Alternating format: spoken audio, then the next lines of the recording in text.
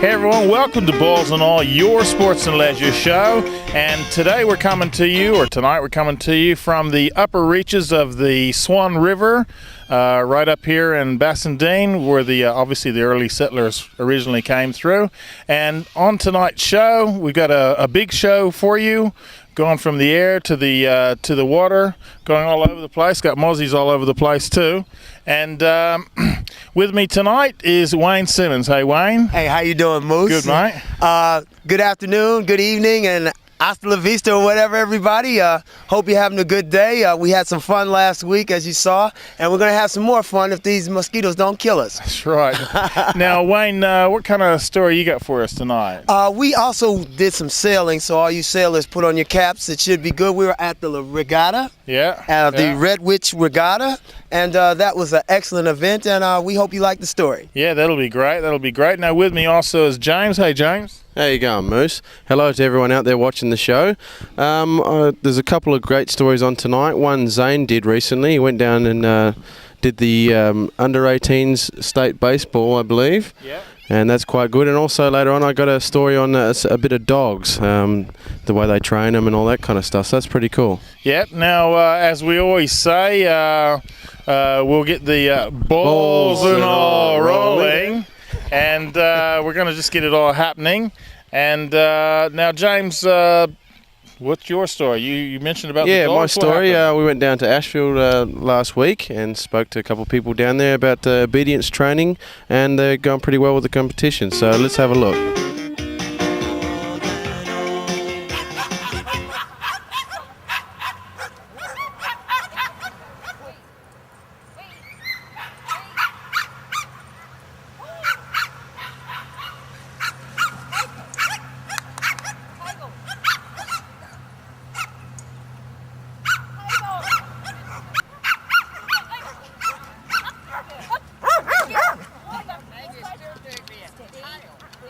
We are the Perth Training and Obedience Dog Club. We've been in action now for probably 30 years, although agility that we have happening behind us now is a fairly new sport, only going about 10 years. Okay, there's obviously lots of different breeds of dogs. They all run together, or is it different classes? No, we have three different sizes of dogs that run: a small dog, the medium dog and the large. So depending on the height of your dog will depend on which class that you are put into. Okay, I know I got a little Staffy at home and he's a bit of a pain. Do these dogs ever have any problems interacting with each other? Most of the dogs do go through a basic obedience course first, so they are well socialised with other dogs and they do follow, commands pretty well. But any dog at all can come along. Doesn't have to be a registered dog, can be a crossbreed dog, any type at all. It doesn't matter. Does it take much time to train them to get to this stage? Again, that depends on the handler and the dog. Yes, the breed of dog. Some dogs take to it naturally, others take a little bit of encouragement, but once they get going, they all absolutely love it. Okay, would you like to explain a little bit what is going on behind us? Well, you can see equipment that's set up here behind us. We have jumps, we have tunnels, what we call the A-frame just over there. Obviously jumps, they have to go over the jumps. Certain things like the walk, the A-frame and the seesaw, there are contact points that the dog must touch as it goes over that piece of equipment. And then it's rather like show jumping with horses. Not only do you have to do the round of the equipment without making any faults, you're also against the clock as well, as well as being against the other dogs. How does the scoring factor work? To qualify, you must complete the course with a clear round within whatever specified time it is for that course. Now, the time will vary depending on the course that has been set up. That is determined by the judge on the day. Okay, now we're obviously at Ashfield here. Do you compete against other suburbs around Perth, or do you maybe compete against the east? How does that work? There are regular trials held by all the obedience clubs around Perth, and these happen on quite a regular basis throughout the year. There is also a national agility competition that takes place. That is a teams event, and we have a state state rounds are held with teams of 4 dogs, and then the top dog goes over to the eastern states or wherever the nationals are held for that year to compete against the other states. That competition has actually been going for 7 years now, and out of the 7 years, the WA team has won 5 times. So we've got pretty good dogs over here. You've got to be proud of that, don't you? We certainly are, yes. Okay, is there many other clubs around Perth? There's probably about 8 or 9 clubs doing agility. Some of them are specialist clubs, like the West Coast Rottie Club with Rottweilers, or the German Shepherd Club. They are specialist clubs. But clubs like ours, we cater for all breeds. That's great. Do you have any events coming up? Maybe someone in the public's watching the show and think they'd like to come down and have a look before they think about getting their dog. And do you have any events coming up soon they can come watch?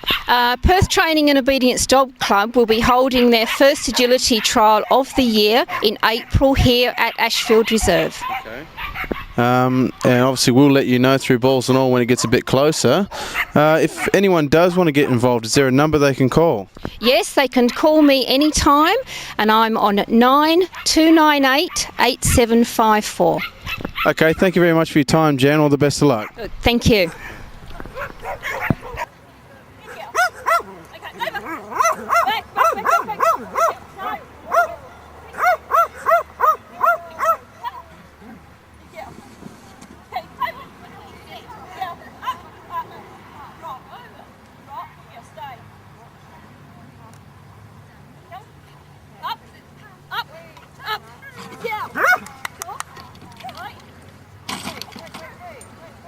I'm speaking with Tom Weir right now, and he's one of the competitors. How you going, Tom? Not too bad. How's yourself? I'm great. Okay, what kind of dog is this one? It's no one really knew its father, but it's basically a border collie kelpie cross. Yeah. Okay, how long has it been competing? About 4 years now with agility. Yeah. And what got you into it in starters? Well, basically, I just wanted to do a little bit of obedience and train the dog to obey basic commands, and that. And then when I got into it and people started trialling, it was so much fun that I just continued on, and it was great fun. Yeah. Is this your only dog? No, I've got 2. I've got a border terrier. It's a purebred. Yeah. And how's that one going? It's only a year old now, and it's just starting out, but it's actually coming across pretty good for a small dog. Yeah. That's great. Thank you very much for your time, and all the best of luck. Thank you.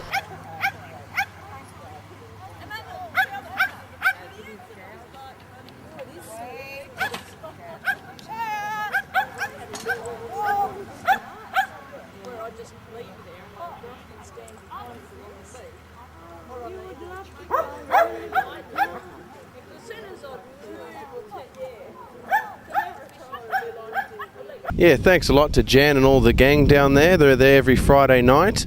It's pretty cool when you see the way the dogs go running James, around. That was excellent. You know what I liked about that? I've got some people that I'd like to show some obedience training to, so I thought that was very good. You pick up any tips there, Moose? Yeah, something that Jan said is if your dog does everything you tell it to, it means it's not really a very intelligent dog because it's not thinking for itself.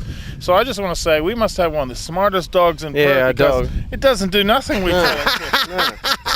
That dog is on autopilot. I know because I was just playing with that dog and it almost beat me up. So, and I didn't tell him to do that. Which dog? Which dog? The dog at your house. Yeah, that's right. What's his name? Killer? Anyway, we're going to take a little short break and we'll be right back. After these This messages. Yeah. Welcome back, everybody, to the Balls and All Summer Series. And Wayne, bloody mosquitoes around here, mate. Mosquitoes are doggone killing me out here. I don't know. I must look like good meat. Yeah, we're giving blood for you, literally. Hey, and we want you to get in touch with us, don't forget. And we need that because I know there's a lot of sports activities going on, and we need to know what's happening. Also, a lot of leisure activities. If you have anything out there, the viewer, just email us and we'll come down and do a story with you. Or post it in P.O. Box 413 in Bassendean, Balls and All, and get the email at the end of the show in the credits. So make sure you get in touch with us all. Even if you got shrimps on the Barbie, it doesn't matter. We do leisure. Just invite us around. Shrimps and beers, yeah, we don't mind coming around with those. Now, don't forget, we're here for you. We're your sports and leisure show. We may talk at times to the Eagles, Dockers, and all those guys, but that's not really our show. We're here for you. Here for you. Your show, your sports and leisure. and we want to know all about whatever you guys are into, whatever activities, and there's tons happening. That's right. Even your favorite Nintendo game, as long as it's in a sporting fashion, we want to know. Now that it's summer, there's lots of great activities out there. So if you're involved in one of them, make sure you get in contact with us. I mean, I'm a pretty fun person. I like underwater pencil sharpening. So I mean, all those things are happening, aren't they, Moose? Yeah, I haven't actually seen the underwater pencil sharpening. Where's that held at? It's usually held at my house, but I can't show anybody. But you get that, you know what I mean? Tell us about what Zane got up to. So we went down and with Zane and did a story on the under-18s WA basketball. Baseball it was, not basketball. And they went quite well. National championship? National championships, The only team that didn't come was Darwin, wasn't it? Darwin. That's very cute. And I think West Australia finished 3rd. That's very good. Excellent. Good on you, boys. Let's have a look at the story, eh?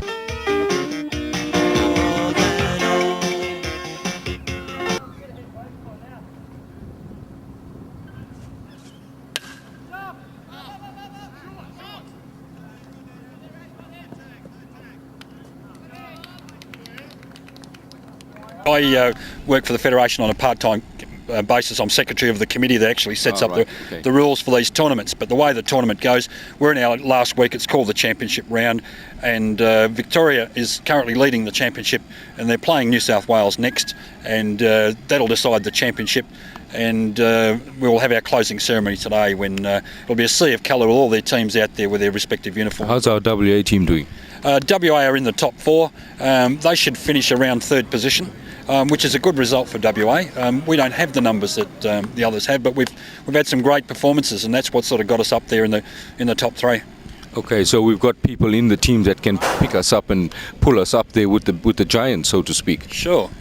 We've through those programs like WACE and through the club programs that we that we get the best we can out of what we've got, given the numbers that we've got. I mean, New South Wales have got 52 associations belong to their state association. They've got huge numbers. But for what we do, and I think it's probably the good old West Australian sunshine. Also, I believe you probably run with a lot of volunteers that do a lot of work in the background. Certainly.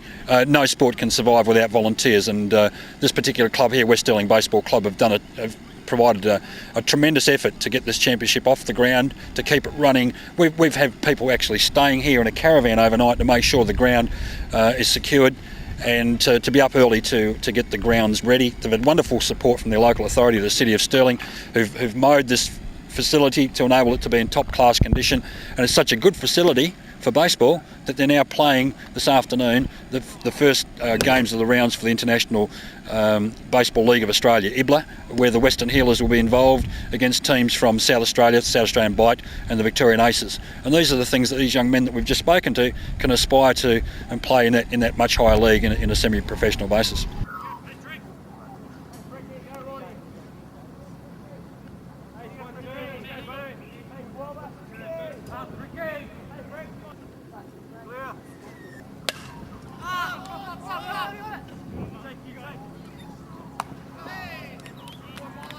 I played in Adelaide. From Adelaide I was selected in my first Australian team, which was under 15 Australian team. We just stayed here in Brisbane, and it was sort of an introduction through to how it all works and what they expect of you. And then the year after that we played in Canberra, which was the first year of under 16s, and from that tournament they selected the AA under 15 team, which we toured to Tucson, Arizona for 2 weeks, and then we travelled on to Fairview Heights in Illinois. We played in the World Championships there, and we finished 4th. And how many teams were at the World Championships? There was around about 10 to 15 teams. I can't. So at your age group you did exceptionally well. Yeah, we did really well. And were you the only person representing WA in that team? No, there was 4 of us. I was the only 15-year-old at the time. I was the first year, but we had 3 other guys from Perth that are actually playing in this tournament as well. So that was exceptional for WA to produce a high standard of players like yourself. And also you are 16 now, and you're still in the elite program? West Australian Baseball, the West Australian Institute of Sport have a baseball program running through Don Kyle. It's been fantastic there. It's extra training, get fundamentals down, and it's just a time to chill out and refine all our skills. Okay, so you said extra training, and how long do you train? Do you train all year round, or is there a certain period where you get a break? The waste program dies down a bit throughout the season, but off season it picks up again. I mean, baseball's become an all year round thing for me now, with waste in the off season and during the season. Baseball, I believe, is that mainly a summer sport? Yeah, baseball's a summer sport. Yeah. Okay, so in the winter months when the other people are playing their winter sports, you off at waste? Yeah, Okay. but during the winter months, that's when we travel with the Australian teams overseas. Okay, so I want to go over to John. Is that right? Ben, sorry, Ben Rowe. Ben, tell us a bit about your career. Like Daniel, I started my career in under 14s, but a year later in Adelaide. From them, progressed to the under 16s in Canberra, the under 16s again as a second year in Alice Springs, and then this year I went away with the under 17 Australian team over to South Africa, which was a magnificent tour. We went in July of last year, and we toured around South Africa and played a few teams over there, a few of their older guys and their schoolboys team, which is their under 19s team, and had some fantastic time over there. And how did you do overall against the talent of the South Africans? The South Africans were a very strong team. I think we ended up winning a fair few of our games. I think it's 15 out of the 17 or something. Myself, being a pitcher, pitched fairly well, pitched in about 4 games, and came out of that series with a lot of experience and a lot of exposure to other teams, especially overseas teams. And basically, what are your targets for the future in baseball? In the future, more than likely like to head over to and do college over in the States, which provides me with a bit more exposure to the scouts over there, and with any luck get a contract with a professional team. Oh, that sounds very exciting. What about the Olympics for this year? The Olympics for this year, probably Daniel and myself are a bit young, being 16, but definitely 2004 more than likely be up there.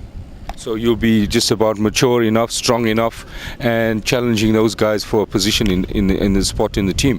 Well, I'd like from the rest of the people in WA to wish you guys all the best, and I hope you'll get to wherever your dreams lie.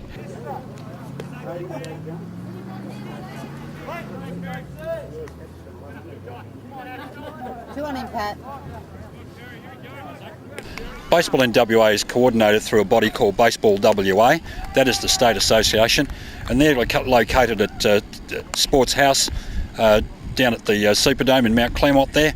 And the number for that particular organisation is 9383 77335, and they'll be able to direct you to your nearest club. We're set up with a district club type based organisations, and they play within their regions. But certainly if you contact Baseball WA on 9383 7735, they can certainly direct you to the right place, and you can get involved in one of the club programs, and hopefully we'll see you somewhere on the ballpark and on the diamond enjoying baseball, and trying to emulate young men like Ben Rowe and Daniel Floyd, who certainly have enjoyed their time, and they're wonderful young men as a result of it. Well, on that note, from the people at Channel 31, and also from all the baseball people, to the volunteers, to the helpers, to everyone concerned in sport, please continue to play sport, and everyone, the youth in our state, come down, play baseball, play sport, and let's just keep WA flag flying high.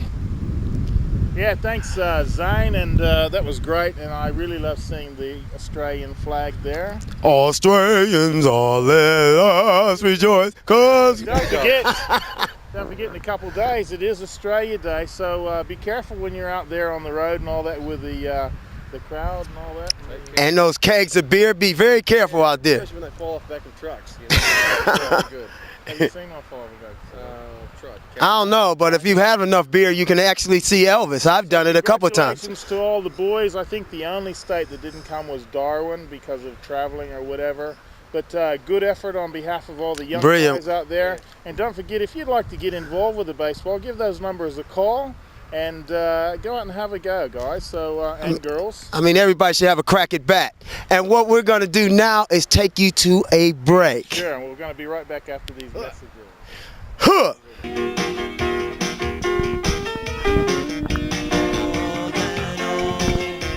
Yep, welcome back to Balls and All, and Here we're sitting at Bassendean, right in front of the council buildings, and the reason why we're here is to point out and try to help you all remember a little bit what Australia Day really is. It's not just a holiday, it's not just a day off work, it's not just the fireworks. Day of respect. It's a day of respect for these men and women, boys and girls who unfortunately died making this country safe and free.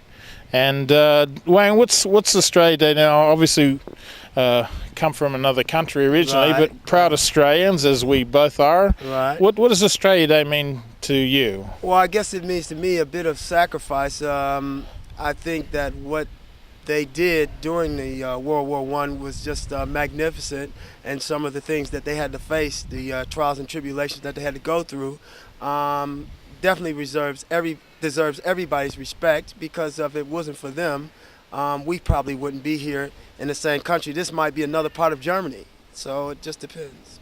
I think pretty much the same thing from my point of view. You know, I'm in my 20s now, and there's no way I'd like to go overseas and fight and all that. And those poor young people went there, a lot of them lost their lives, and we got to be thankful for the Australia Day, I suppose. We have our own country. We're Australia. So, James, I noticed on the War Memorial here, it says in honor of those who fought and fell in the defense of the Empire. But there's also another little plaque there. It says in memory of the fallen and the unknown Australian soldier. That was in the on the 75th anniversary of Remembrance Day, which was the 11th of the 11th of 1993. 75 years they had that. So remember on Australia Day what it really is, and obviously enjoy yourself, have a bit of fun, but keep in mind about what the day really how it came about. So, what was the story you're going to announce now, Wayne? Well, I think the basic story we're going to do is we're at the Red Witch Regatta, which is held at the South of Perth Yacht Club. And it was a very fascinating event, and we just want to show it to you. And see it went all week long, didn't it? I mean, yes, it was all sure week did, long. and it was brilliant. Some of the better sailors around were involved in this, and I think once you see this, you'll have a lot more respect for what they do.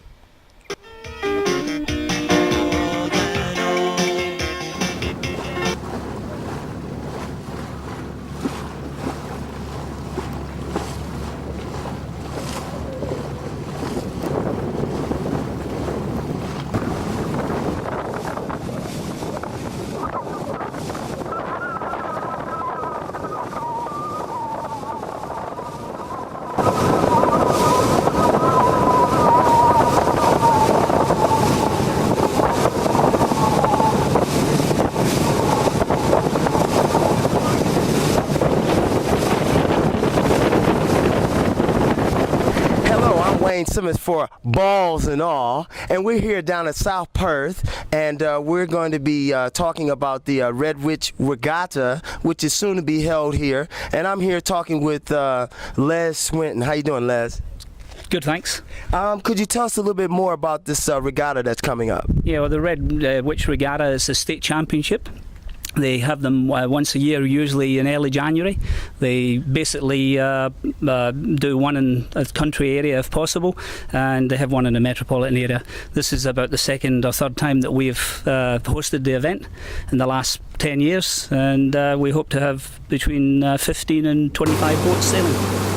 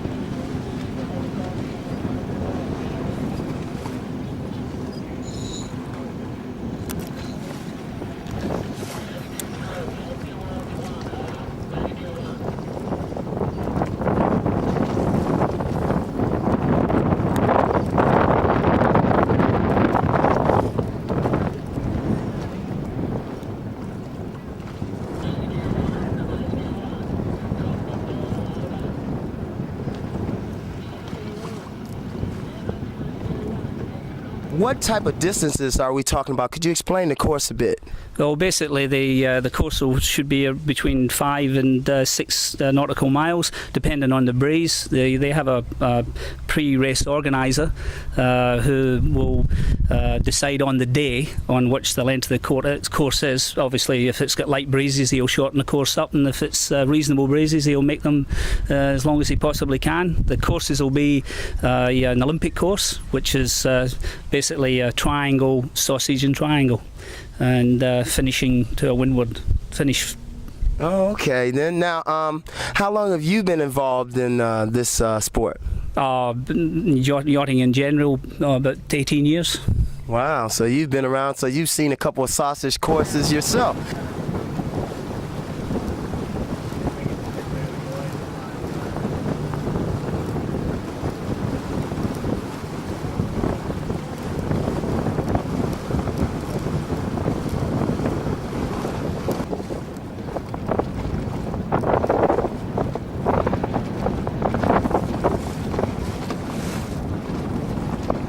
You're a Commodore. Could you explain a little bit about what that job entails? Oh, basically the Commodore is the main person, is like a chairman or the president of the association, or not association, the club, and he represents the club in all official duties, other opening days in clubs, balls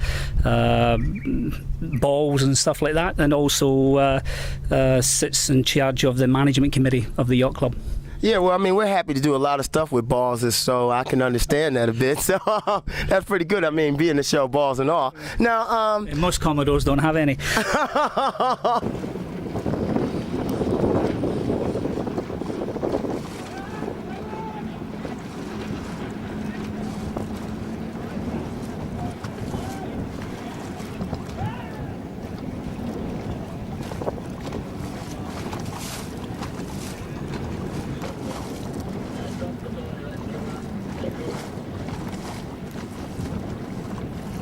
If you could tell us a little bit about the proud history of the club in terms of these races, how have you fared? Throughout the years, south of Perth have done extremely well. We've had quite a few people who have actually taken out the state championships. So right. I think south of Perth Yacht Club has been well represented in that over the years. And don't ask me the name of the guys, but they have done well at it. The club over this week that they're there will benefit from it, because we bring in a lot of the competitors' guests and their wives and stuff like that, and it accumulates at the end of the regatta with a prize night on the Friday night. So it's basically very good for the club. Okay, now in terms of these boats, maybe the boat we're standing by now, if you could explain a little bit about it, and how fast would these boats get up to? Okay, well, basically a Red Witch is approximately in the old Imperial 19'6" long or thereabouts. It's made out of fiberglass. They were locally built by a boat builder called Cameron. I believe the moulds are probably still available. The association probably boasts a membership of up to 30, I'd say. Basically, they're crewed by between 4 and 5 people, normally 4, a skipper and 3 crew. They have a mainsail and a headsail, and there's probably maximum speed would be, upwind would be probably 5 knots, and downwind under spinnaker, they probably do between 8 and 9. Could you explain a little bit about what a spinnaker is and what that does for the boat? Well, the spinnaker is the brightly coloured sail that they put up as they go downwind. You've probably seen Nokia in the Sydney Hobart the other night there, where they had it and they were going down the breeze, the wind's coming from behind them, and that's when they put a spinnaker up with the aid of a spinnaker pole, which keeps the sails out at right angles to the breeze, and basically it's a downhill sail. Yeah, well, I mean, I can understand about going downwind. I mean, for myself, sometimes when Tony, one of the guys that works here, when he farts, I have to go downwind because it's a killer. So, well, a word of advice: with the wind behind you, always be your own. Okay.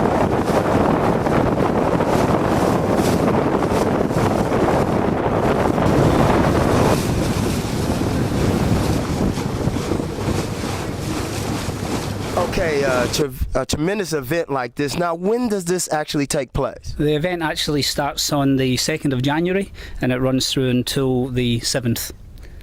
And would this happen to be the what anniversary is this for you? The 25th anniversary of the state championships of the Red Witches. Okay, then now, if anyone wanted to get in contact to come down here, is there any number that they could contact, anyone they could contact for that? Yeah, they could contact the Yacht Club, the 9364-5844, and ask to speak to the sailing administrator, and she would put them on the right track to either view it from the beach or join in. Somebody might be looking for crew. Okay, then, yeah, I guess if a few people get pissed off and get thrown out, you know, you got to have that. Now, if we get that phone number again one more time. 9364-5844. Okay, then. Well, we want to thank you very much, Les, and wish you guys every success on the 2nd to 7th of January. And this is the Red Witch Regatta.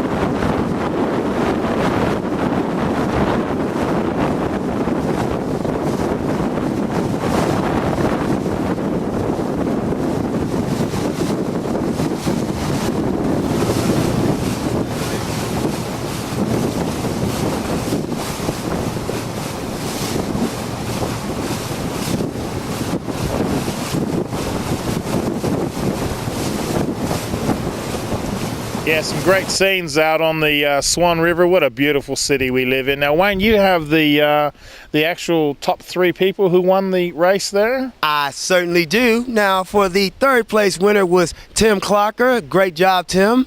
2nd place went to James McNeil. And the 1st place winner was Stuart Lechty. Congratulations, gentlemen. You did a fantastic job out there. And congratulations to everybody who participated. Yeah, I'd like to say thank you for everyone for that story. That was quite good. We're going to have to leave you and go to a break now, so we'll see you after this break. Welcome back, everybody. Yeah, welcome back to Balls and All, and we're actually down here at Success Hill. And why do they call it Success Hill? There's a joke there, but... No, there's no joke. I'm not 100% sure, but I got a feeling, I think this is the first place that the early explorers found fresh water as behind there. And a lot of people may think Perth was the original settlement, but it's actually Guildford. Oh, you know, it's amazing. The first place I found freshwater moose was in my diaper when I was a kid. Because I just weed. But if any of you viewers can prove Moose right or wrong, send in an email and let us know, because he has no idea, really. Believe that there's ever been anything fresh come from Wayne. Don't you believe it? Yeah, so way back the early settlers came up the river, and I believe this is the first place they actually found fresh water. Was this even before, like, the Greek times, like the famous explorer Assus Holus? Assus Holus, yes. Do you remember him? He was on the ship, actually. Yeah, he was on the good ship Lollipop, I believe it was. That's right, yeah. You're so funny. Just tap your toes 3 times and, you know. We're over the rainbow. But speaking of rainbows, there was a rainbow, but it's gone now. So we don't care now. It's gone. It's all over. There was a rainbow before we stepped here, but there's no longer a rainbow. Okay, now in tonight's show, as you've seen, we've gone from sailboats, and now we're going to take you up in the sky. Recently, some of the crew, those that were sober, went with me up to... Wayne. That means it was nobody. Went with me up to Bindoon. We went there the night before so we could get them nice and early in the morning. And it was really good. It was beautiful up there, and we seen some great sights up in Bindoon. And normally it's a place you just kind of zip through Unless, on of course, the way. you're going to Bindoon Rock, you know. Exactly. Yeah, well, that's finished. So if you're still going to... Bindoon has been done. Still going to Bindoon Rock, well, you got a long way. But it's great up there, and if you ever get the chance, go up and have a look at the big school that's up there. It's absolutely fantastic. We found it by accident after driving around 3 hours trying to find this place. About 2 or 3 in the morning, we finally found it. So it was really good. It was exciting. Some guys that were a lot lighter than me went up in the planes. And, oh, really? Yeah. Is that damn. possible? It was called ultralights, and needless to say, there was no 747s to take me up. But anyway, have a look at the story and have a look at the footage. It's fantastic.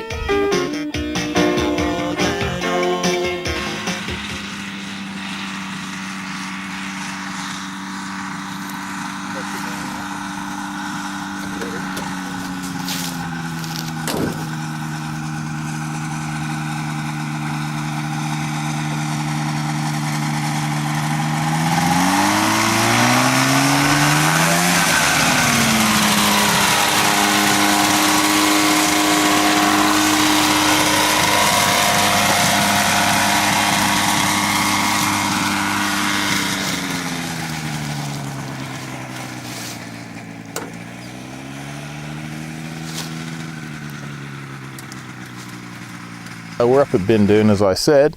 And Bill, now tell us a little bit about this motor. This motor is a 503 Rotex. It's a two-cylinder, two-stroke. It puts out about 55 horsepower at 6,500 revs. We only use those sort of revs on takeoff. We come back to about 5.8, 5.5 and cruises about 55 knots. Hopefully it keeps cruising. Yes, well, we can, even if it stops, we can keep that speed up. Now with this plane, if we keep the nose pointed down. That's right. Now with this plane, you've actually bought it as virtually a unfinished project. Took it all apart and put it all apart, put it all back together yourself. No, I found it in the country in a cocky shed, and upon inspection, decided to completely dismantle the aeroplane. So I took every nut and bolt and rivet out of it until it was a little pile of metal on the floor.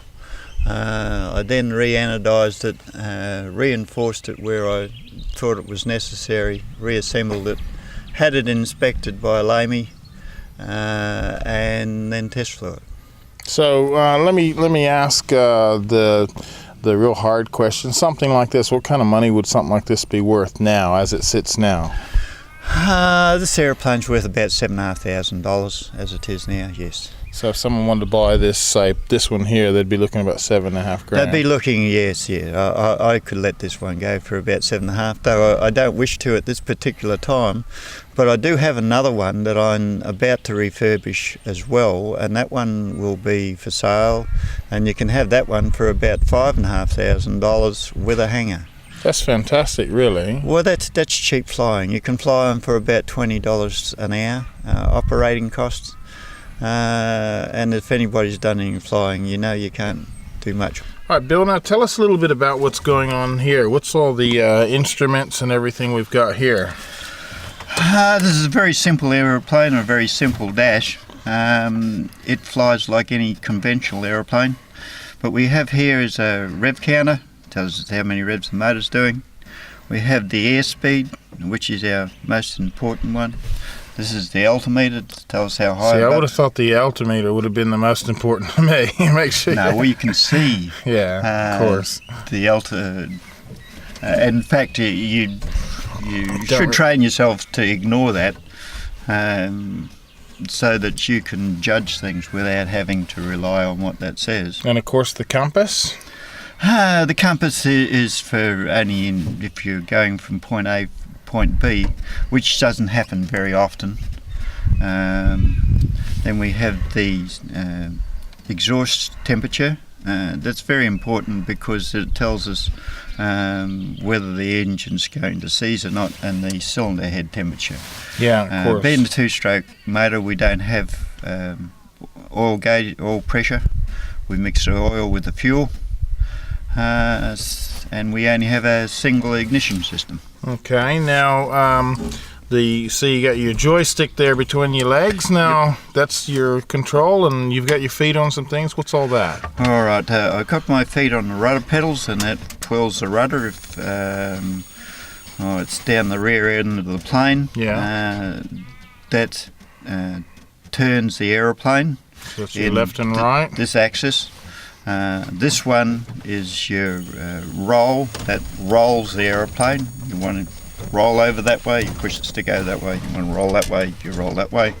And you use the rudder and the stick in coordination, so you have a coordinated turn, sometimes. And you have an elevator.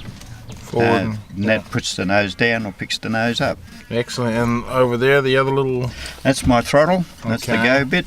It's just throttle back, come back, go forward, and you've got full throttle. And above your head there, you got your fuel lines and all that kind of stuff there. Yeah, we don't have most aeroplanes have two fuel systems. This is my backup fuel system. As the pump on there fails, I can put my hand up here and I can squeeze that and squeeze fuel through. All right, now up here we see got a little bit of a bit of pipe sticking out and another bit of pipe at the front. What's all that? Well, that's all for the airspeed. the other instruments don't have anything else on. It's just airspeed. The one out the front, the air comes in and presses on the diaphragm, makes the needle go round. The one on the side is a balance tube, so that you don't get air pockets from inside the plane, that you've got the right air pressure. Now, in your cockpit there, you're actually in almost a roll cage, really, aren't you? I mean, the safety aspect of these planes?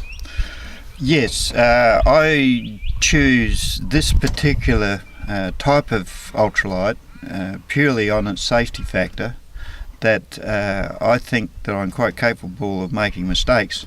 And if I make a mistake, I'm again confident that I'll walk away from it, because if a plane does crash, normally a wing hits first, that crumbles, then the engine hits. By the time because there's no weight of the aeroplane, there's no real inertia, by the time it gets to me sitting in the roll cage, I'm quite safe, and this has been proven time and time again. No, I had one. I've just built a bigger plane.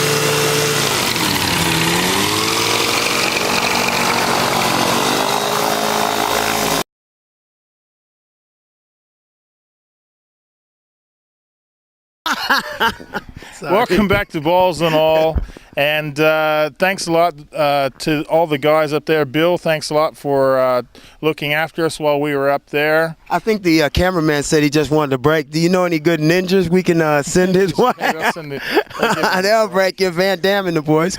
But yeah, we had a good time up at Ben Dune and having a look around. Very peaceful and beautiful up there. So next time you're zipping through Ben Dune, maybe take a second, go up and have a look at the monastery and all that's up there. We didn't get footage of it, but we will go up at another time and do that. And plus, if you stand there long enough and click your heels 3 times, you can actually hear one of the old rock concerts they used to do every year.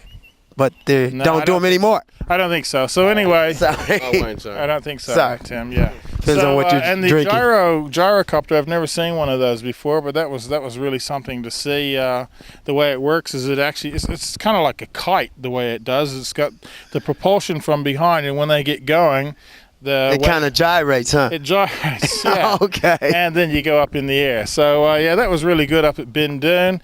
Don't forget Australia Day. What kind of things? Well, you got to have fun, and you got to think of yourself. Be careful on the roads. You think of others. Yeah, think of others. Yeah. And don't party out too much, because some of the Balls and All crew will be. Exactly. Congratulations to those winners of the Patrons album too last week who won.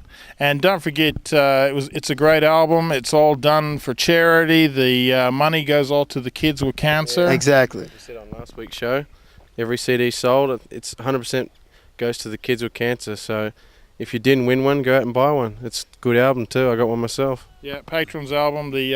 Today's obviously, or Australia Day, is a great day to play that. I was only 19. That was a great and tremendous song. Very heartfelt song. The lyrics in there are incredible. Now we've had a good time doing the show, just wandering around here. And don't forget, if you've got something going on in your area, Balls and All want to be there. Any sports and leisure, get in touch with us. It's all happening again. Just want to mention also to those of you who've been trying to email us, Machine has blown up. Just before Christmas. Burnt down. Just before, what was that? Server burnt down. It sure did. Just before Christmas, our ISP, Internet Service Provider, actually burnt down.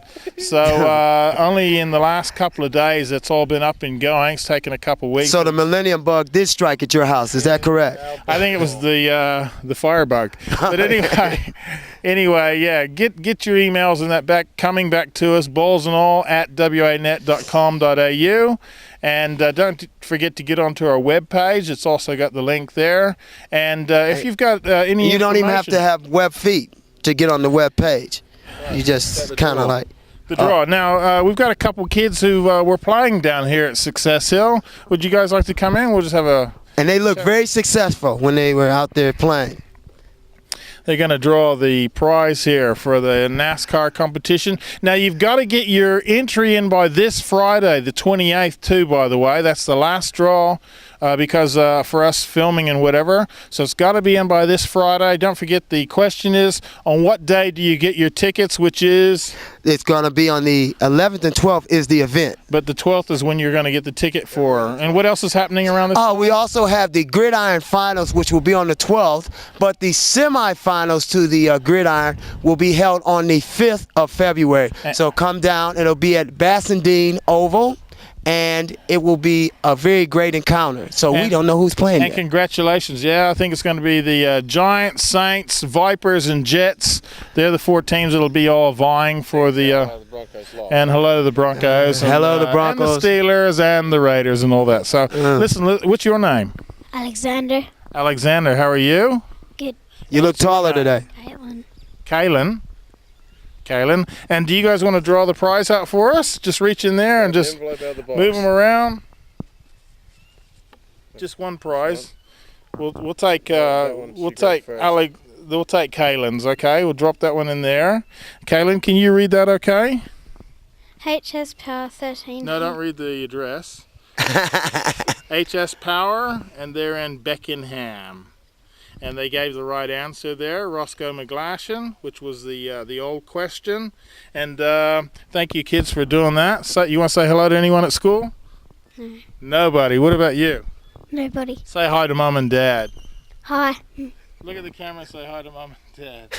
Hi, Mum and Dad. Hi, Mum. Hi, Dad. Thanks very much for doing that, kids. So that's going to be HS Power. And you're in Beckenham. You've won the ticket to the NASCAR competition, and congratulations. That means they now have the power. A brand new car. Oh, sorry. You got the power. Now, what you've got is the chance to also ride in one of those NASCARs. Don't forget. Now they're going to be touring all over the place. I've heard a cameraman actually has had a ride in it. Yeah, yeah. Lucky so-and-so. So it's supposed to be pretty good. Yeah, he had a great ride. And don't forget, get your tickets, red tickets or wherever they're sold, and that's going to be great. The noise and the power that comes. I think the cameraman actually singed his hair when he was riding in the car. And I think Wayne will be commentating that day, so if you see us, come and say good day. Yeah, if you can put up with us, we hope so. It's going to be very serious. Tim Blake's going to be helping us. That's Barry Blake's son. And there's 21 cars, and it's going to be really something because don't forget, Thunder Down Under. It's called the NASCAR Thunder 2000. First time held in Perth. First time in Perth. So get down and support it because they put in a lot of effort. They want this to be an annual event. So it really comes down to how many people come down and watch it. It's going to be fantastic. So get down and watch it. So... You know the name of the show, guys. We're finishing up now, so see you later, everyone. Yeah, so don't forget, every Monday night, 8:30, right here on Channel 31. And the name of the show is... Balls and All! 8:30 Monday night, and we'll be talking to you then. Don't forget, get in touch with us through the email. And happy Australia Day. Happy Australia Day. And drink a lot of orange juice. Not too many beverages. At least don't get caught. Like you do. Yes, like me.